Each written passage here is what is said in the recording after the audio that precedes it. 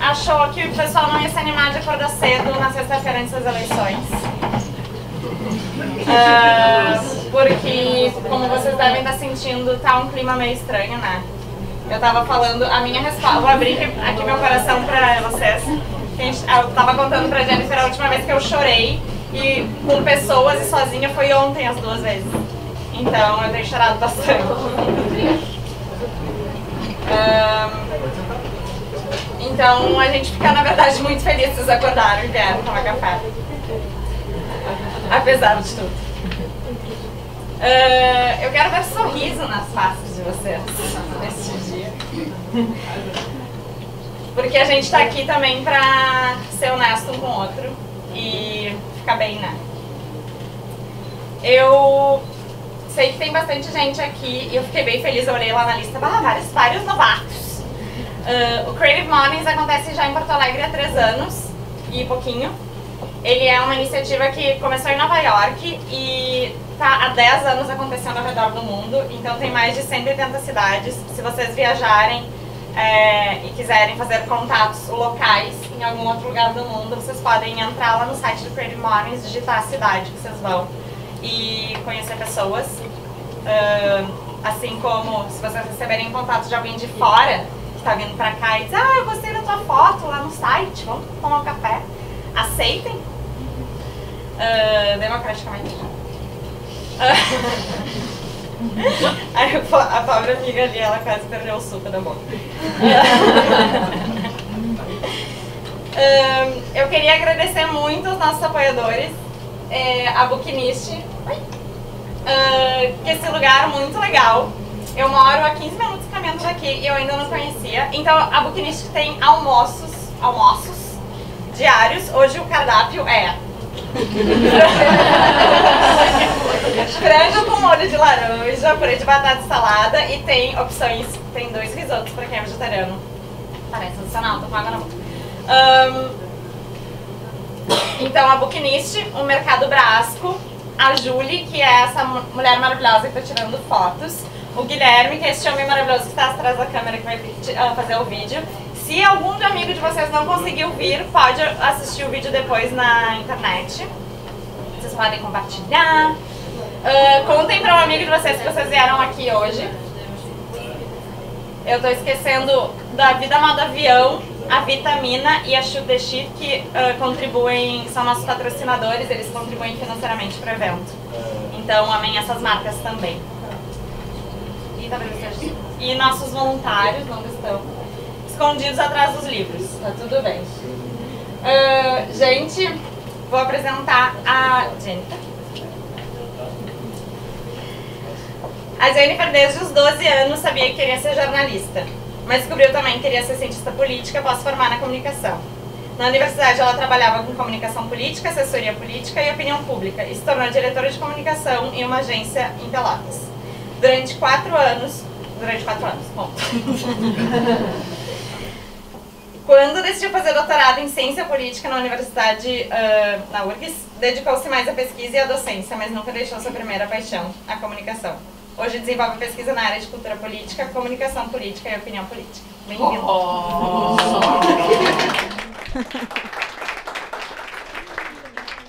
Bom dia, pessoal! Queria só começar dizendo que eu sou professora da Roberta e em sala de aula a Roberta é bem quietinha, ela não fica se balançando e dançando. Então foi uma surpresa e eu acho que é bem legal já poder começar vendo isso, assim, conhecendo a Roberta fora daqui. Como a Gil falou, eu sou jornalista, né, minha formação é jornalismo. Aí depois foi um caminho um pouco diferente, né? Fiz jornalismo, fiz especialização em sociologia e política, depois fiz mestrado em ciência política e aí realmente descobri que eu era apaixonada por comunicação política e queria trabalhar com ciência política, pesquisa, docência, enfim.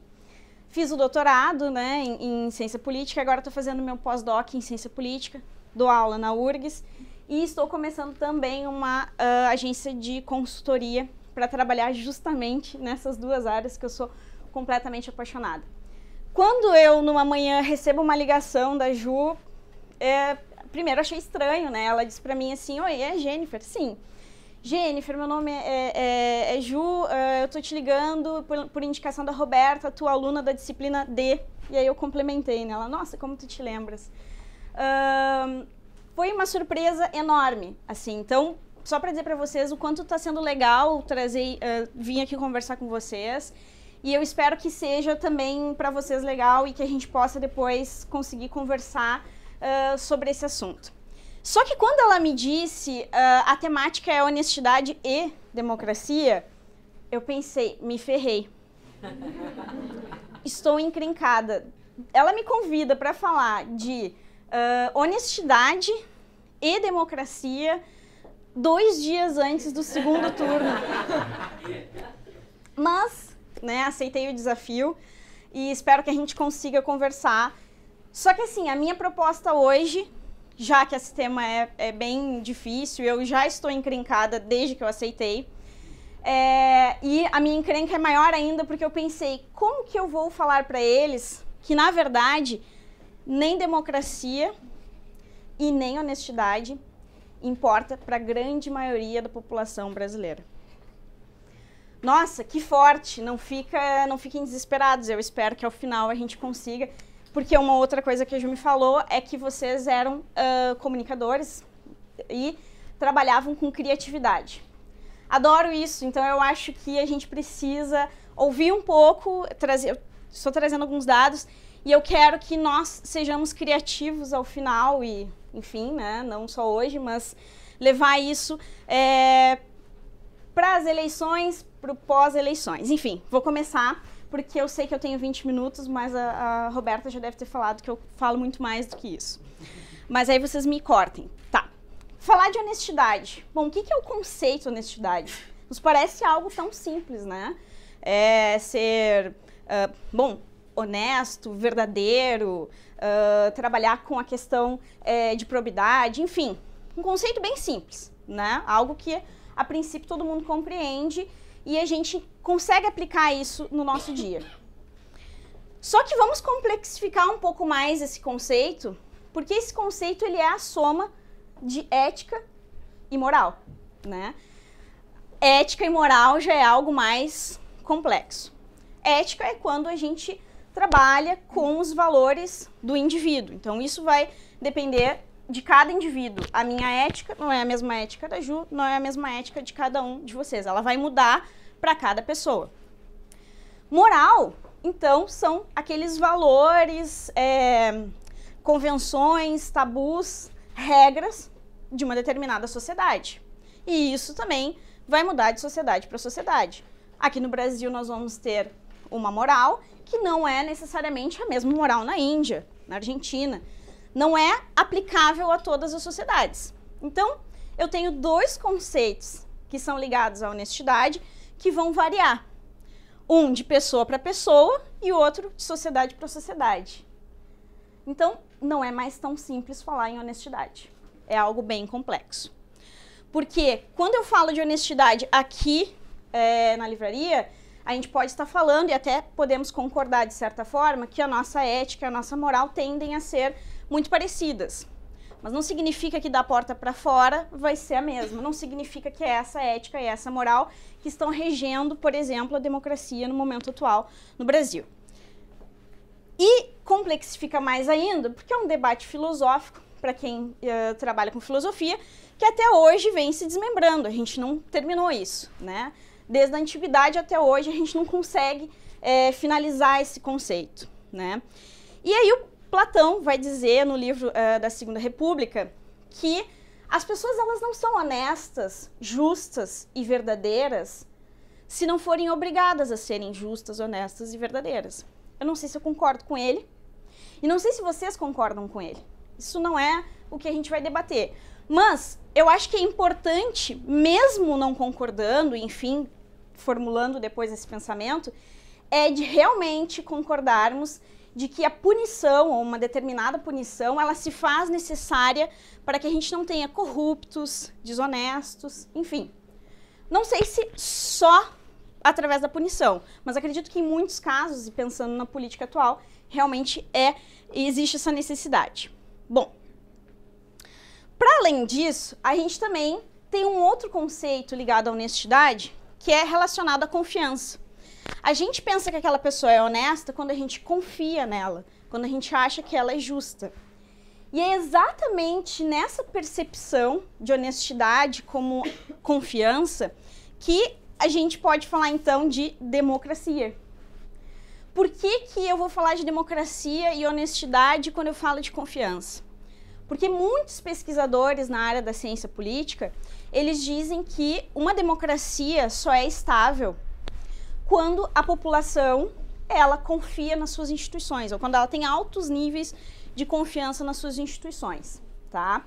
Por que eles dizem isso e outros discordam? Enfim, isso a gente pode discordar, não é um problema, mas pegar isso para tentar trazer democracia, é de que esses autores estão dizendo que para sermos democratas, a gente precisa ser leal e submisso às nossas instituições. Não leal e submisso no sentido de aceitar tudo que nos está sendo imposto, mas no sentido de confiar para que nós sejamos também papéis importantes nesse processo. Então, quando a gente pensa que é necessária a confiança para a estabilidade da democracia, nós então começamos a falar um pouco de democracia nessa temática de honestidade. Se eu pensar isso e concordar com os autores, aí a gente tem um outro problema. No Brasil, nós, brasileiros, não somos confiantes nas nossas instituições, nós não confiamos nas nossas instituições políticas. Nós não confiamos nos partidos políticos, né, uma porcentagem baixíssima, mais ou menos uns 5%. Acredito que as pesquisas desse ano já devem ter baixado, só que elas ainda não foram divulgadas, mas é em torno de 5%, é muito baixo. Nós não confiamos no governo federal, estadual, municipal, nós não confiamos nos nossos ministros. Ok, vocês vão dizer, tem motivos para isso. Eu não estou discordando. Eu não estou discordando disso. Eu só estou dizendo que essa baixa confiança, ela pode sim afetar no nosso comportamento de participação na política, como ela afeta. Bom, então, se eu disser isso, eu tenho que dizer quais são as instituições que os brasileiros mais confiam.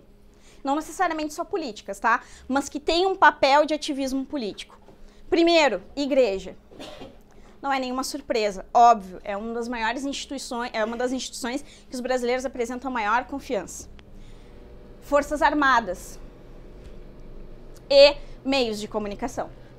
São as três instituições que, se não são políticas, elas têm e desenvolvem um papel muito importante que afeta, sim, no ambiente político. Agora eu pergunto para vocês, essa confiança, ela está relacionada somente à honestidade? Vocês acham que confiar na igreja, nas Forças Armadas e nos meios de comunicação está diretamente relacionado com honestidade? Não, né, pessoal? Claro que não. Por que a gente fala isso? Tirando a igreja, que eu não vou entrar nesse assunto aqui, né, é muito particular, nós vamos falar das Forças Armadas, uma instituição que durante 20 anos foi responsável pelo regime militar no país, que deixou o país em uma grande crise econômica, né, e as pessoas confiam nas Forças Armadas. Como? Que credibilidade as Forças Armadas têm para que as pessoas, nós, né, vamos se colocar no nosso lugar, de nós somos brasileiros, para confiar nela? Ok. Pior ainda, nós somos comunicadores, ou trabalhamos nessa área da comunicação. Qual a credibilidade que os meios de comunicação tradicionais têm para que as pessoas tenham um alto índice de confiança neles? Bom, respondemos isso depois, é só para a gente ficar internalizando isso. Bom, falando nisso, então, eu vou começar a me atrever a responder o que eu falei no início, de que o povo brasileiro, em uma boa porcentagem, não se importa com honestidade e nem com democracia. Se eu não me importo que as Forças Armadas fizeram o que fizeram, que os meios de comunicação continuam fazendo o que fazem, honestidade não é a minha preocupação. Não é a preocupação do brasileiro, tá? Por que eu falo isso também? Honestidade e democracia. Por que eu vou falar isso, que democracia não é tão importante para os brasileiros? Porque várias pesquisas do Latino Barômetro, que é a instituição que faz pesquisas em toda a América Latina, o ESEB, que é o estudo sobre Eleições Brasileiras, da USP. Eles fazem o Latino Barômetro todo ano e o ESEB de 4 em 4 anos pesquisas. Nessas pesquisas, nós perguntamos para os brasileiros, vocês vocês preferem do regime político, vocês preferem uma democracia? Vocês são favoráveis a uma democracia? Sim. Vocês são favoráveis à democracia? Sim. Ok. A maioria, quase mais de 90%, diz que é favorável à democracia. Agora, se eu perguntar para vocês, vocês preferem... Acredito que aqui não é isso, tá? Mas para a massa é... Vocês preferem uma democracia ou um governo autoritário que resolva os problemas econômicos de vocês? Eu sei o que vocês vão responder, mas o que vocês acham que as pessoas respondem? Alguém que resolva os problemas. Então, a população brasileira não se importa se é uma democracia ou não. Não é para ficarem tristes, não comecem a chorar. Então, não se importam.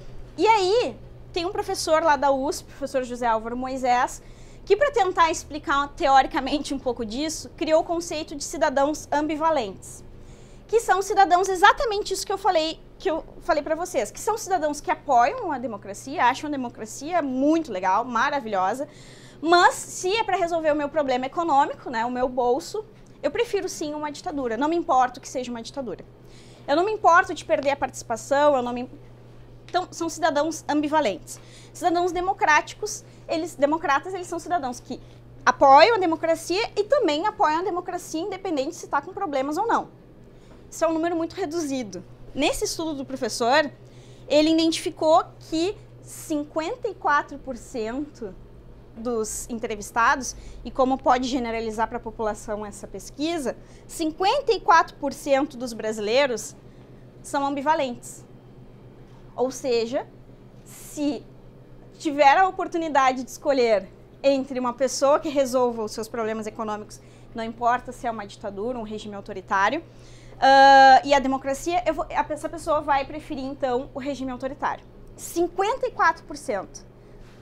Se isso não é uma grande porcentagem, né? Por isso que eu falei, uma grande porcentagem não se importa com a democracia. Nós temos que pensar que 54% está abrindo mão de um regime democrático para, então, ter um regime autoritário em prol daquilo que é individual, daquilo que é pessoal, tá? Bom, e nesse momento nós estamos vivenciando, sem dúvida, um momento muito preocupante, né? Por isso que eu fiquei com medo de falar aqui hoje, 2 dias antes das eleições, porque o momento é de tristeza, medo, eu não sei todos os adjetivos que eu posso dar para esse momento, mas certamente cada um de vocês tem um adjetivo. E se ressaltou muito no Brasil e nessas eleições, e principalmente desde as últimas eleições, desde 2014, a palavra honestidade, né? Nós estamos trabalhando todos aqui, independente de quem nós vamos votar, nós estamos trabalhando com o slogan não corrupção. Nós somos contra a corrupção. E esse slogan do contra a corrupção para esses candidatos, o que ele está se tornando nessa campanha? Eu sou contra a corrupção, portanto, sou honesto. Ser contra a corrupção não é sinônimo de ser honesto. Não precisaria falar isso para vocês, mas parece que eu preciso falar isso para os candidatos, tá? E para as pessoas, para a massa. O que a gente vê na rua, pessoal? As pessoas dizem, eu sou contra a corrupção, porque eu sou honesto. Como eu sou honesto, eu sou contra a corrupção, né? Só que o que a gente está vendo aí? Que esses candidatos, e muitos candidatos, se construíram e estão ganhando uma boa porcentagem de votos ao se dizerem, eu luto contra a corrupção porque eu sou honesto. Isso é grave, né? Por que é grave isso também? Porque realmente a honestidade não importa para a população.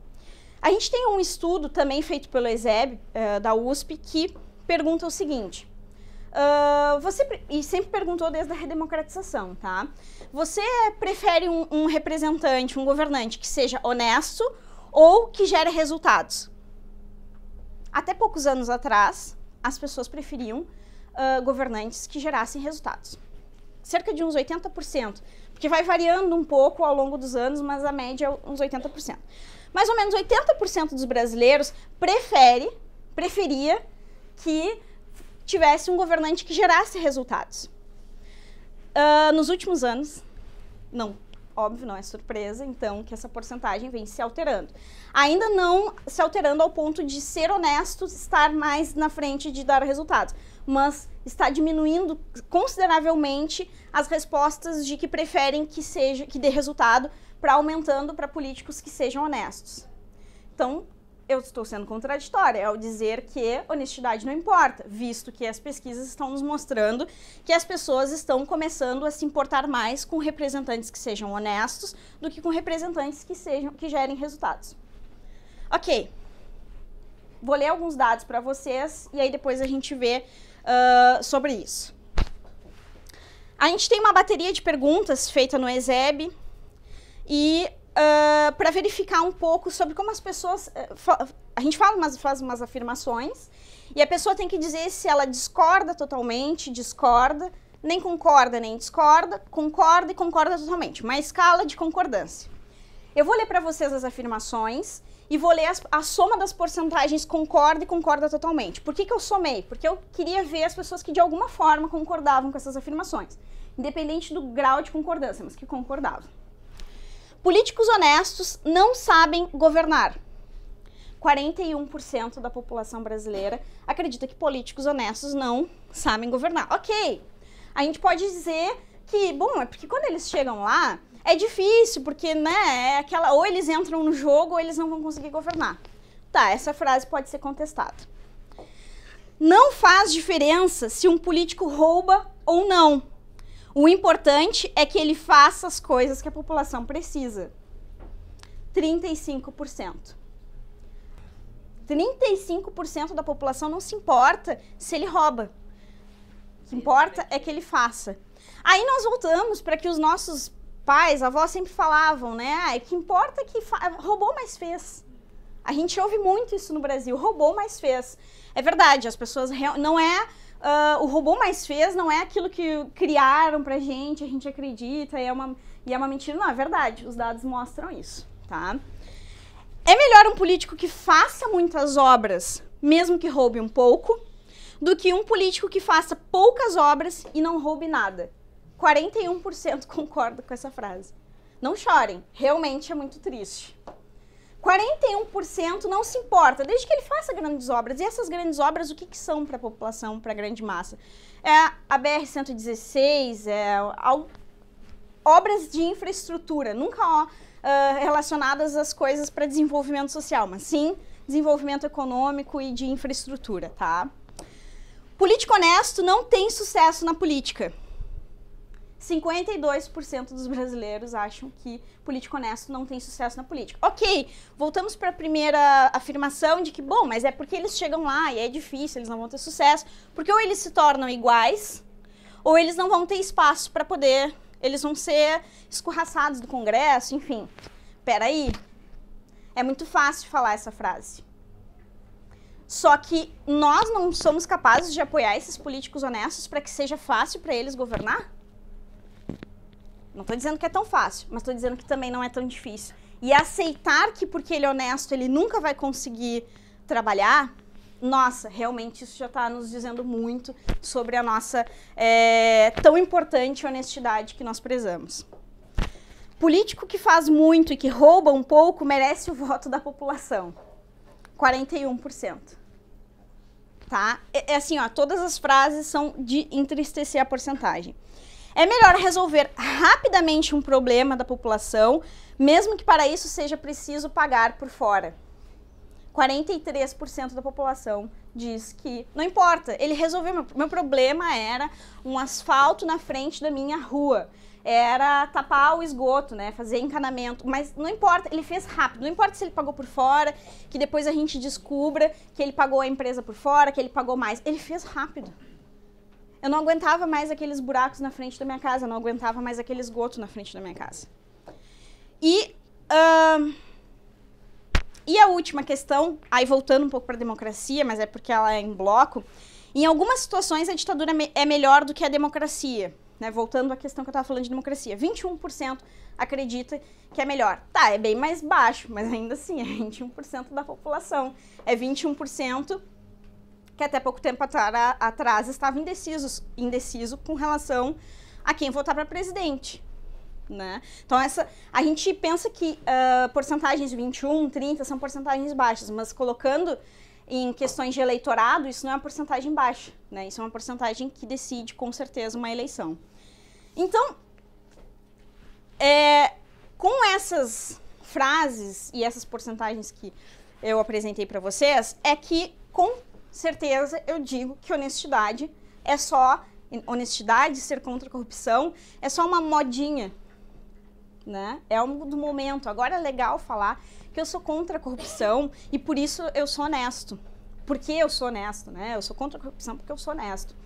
É uma modinha. Não é porque as pessoas, elas acreditam que ser honesto é o que faz a diferença na política. Não é. Essas porcentagens nos mostram que praticamente metade da população, uma porcentagem muito alta, 40 e poucos, 50, 30, é uma porcentagem, quase metade da população, ela não se importa que os governantes sejam honestos. Isso não está em voga. Então, por que o voto dessas eleições ele é justificado pela anticorrupção e pela honestidade? Eu acho que essa resposta vem melhor das pessoas que trabalham diretamente com comunicação. Uma verdade dita várias vezes, eu falo isso em sala de aula toda hora, né, Roberta? Uma verdade dita várias vezes, uma mentira dita várias vezes, ela se torna verdade, tá? E quando ela se torna verdade, a pessoa já não sabe mais o que é honesto ou não, porque como se tornou verdade, ela assumiu aquilo e aquilo para ela é verdade, então ela é honesta, mesmo pensando que, mesmo que aquilo seja uma mentira, não importa, a pessoa já assimilou. Então, nós estamos vendo que essa modinha da contra a corrupção e a favor da honestidade, sou honesto, ela está com certeza impactando nos resultados dessa eleição, vai impactar significativamente nos resultados de domingo, só que mais, ela já está impactando nas estruturas da democracia. Por que eu falo isso? Porque não estou dizendo, e não pensem que 1º de janeiro nós não vamos ser mais uma democracia, não é isso que eu estou querendo dizer. Assim espero, pode ser que eu esteja errada. Mas o que eu quero dizer é que está abalando a confiança das pessoas na própria democracia. E no momento que abala a confiança das pessoas na própria democracia, isso faz com que as pessoas elas aumentem mais ainda a questão de não participarem, de não lutarem pelos seus direitos, de não baterem a porta lá do vereador, do seu deputado, de conferirem se eles estão fazendo o que eles prometeram. Então, com certeza, isso já está abalando significativamente essa estrutura da democracia. E uma outra coisa, saibam, eu não quero convencer vocês do que eu estou falando, longe de mim. Eu sempre falo e repito em sala de aula, em palestras, que o que eu estou falando seja contestado. Por favor, vocês me critiquem, a gente ainda vive uma democracia, então é para isso que a gente está aqui, para poder conversar. Vocês não precisam acreditar em mim que boa parte da população não se importa com democracia e honestidade, mas vamos falar em um outro aspecto para ver se isso fica, na minha argumentação fica mais claro. Vamos falar então de fake news. Não é um assunto de hoje e não vou adentrar em fake news no sentido de falar bastante sobre isso e aprofundar, porque não é essa temática e meus 20 minutos já devem estar acabando. Mas eu quero falar de fake news porque vem se fazendo uma campanha de que as pessoas precisam conferir as notícias, de que as pessoas não... E sempre foi, não precisa ser hoje. A mãe da gente dizia assim, não acredita em tudo que digam pra vocês, né? E por que hoje todo mundo acredita na primeira notícia que recebe? Então se vem fazendo uma campanha de não acredita, de confira, de vá atrás, e nós temos aí candidatos que estão se fortalecendo e praticamente ganhando as eleições em cima de fake news. Houve um grande escândalo de que uma das candidaturas está crescendo e se fazendo em cima de notícias falsas nos grupos WhatsApp, mas isso não incomoda ninguém. Não incomoda aquela pessoa que diz que votaria por honestidade. se incomodasse, já não votaria mais. Então, por isso que a honestidade não é o ponto. Mas, então, trazendo uns dados, eu fiz uma pesquisa, participei de uma pesquisa feita pelo Núcleo de Pesquisa sobre a América Latina da Universidade Federal do Rio Grande do Sul, com jovens, tá? Vou trazer esse dado relacionado a jovens, não é relacionado à população de eleitores. Jovens de 13 a 24 anos, das 3 capitais do sul do Brasil, escolas públicas e privadas, em 2015 e 2016. Jovens que passam em torno de 9 horas por dia, em média de 9 horas por dia na internet. Jovens que nasceram conectados, então eles sabem, né, receberam uma notícia, eles sabem onde pesquisar, eles sabem o que fazer. Jovens, não nós que já não estamos, que já foi mais difícil adentrar nessa tecnologia. Nós perguntamos para os jovens se eles pesquisavam em outras fontes sobre as notícias de políticas postadas nas redes sociais. 48% dos jovens não buscam em outras fontes sobre as postagens políticas nas redes sociais. Praticamente metade dos jovens recebem aquilo e acabou. Imagina a grande massa, a população que recebeu ali no seu celular, nem sabe como fazer para procurar no Google no celular. Não estou mentindo, é verdade. Não vai procurar, tá?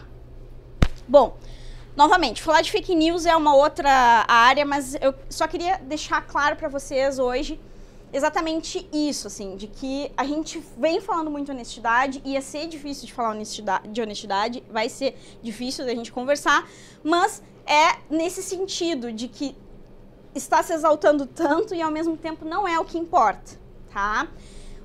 Não se desesperem, né? A minha fala não é para vocês se desesperarem e saírem daqui tristes, né? Abalados com isso. Pelo contrário, nós temos que ter e trabalhar com soluções criativas. Certamente, nós não vamos conseguir ensinar alguém a ser honesto, porque honestidade é uma coisa que vem da pessoa, ela que tem que decidir, é uma decisão individual, se ela quer ser ou não honesta. Mas nós, sim, podemos trabalhar com formas de como tirar da pessoa essa ilusão egoísta de acreditar naquilo que vem ao encontro do que eu penso. Tá? Então é nesse sentido, é essa proposta que eu queria trazer para vocês, de que nós estejamos cientes, sejamos sacudidos por isso e possamos ir além. Bom, muito obrigada por me ouvirem, desculpa por ter passado do tempo.